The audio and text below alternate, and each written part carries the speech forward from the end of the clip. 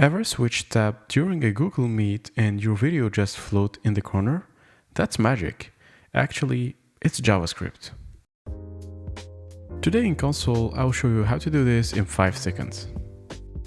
To do so, we will use Picture-in-Picture, which is a JavaScript API that allows you to pop out apps, videos into a tiny floating window.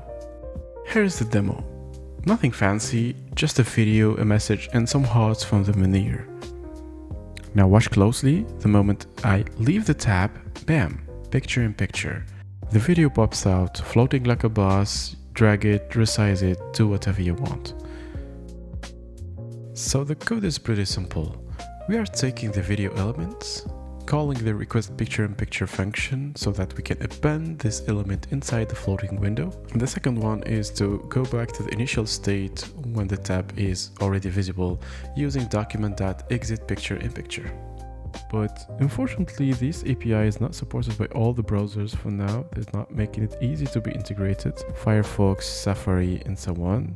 And also for the native mobile support, it's a little bit complicated.